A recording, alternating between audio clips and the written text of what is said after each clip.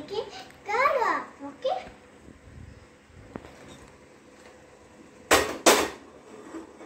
First we put pan, then we put water.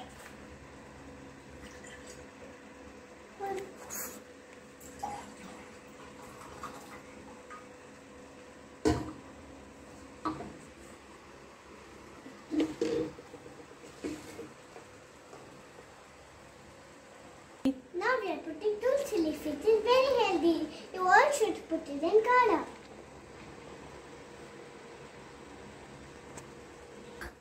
Now we will put grinded ginger.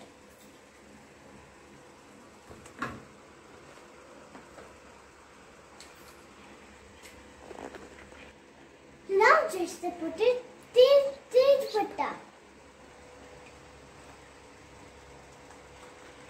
This was pepper. Now slowly mix it. Now we will let it boil for 15 minutes. Now we will put lemon in it and mix it.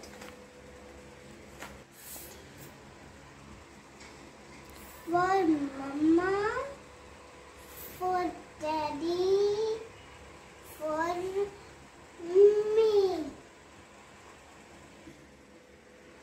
Then when the curd is ready,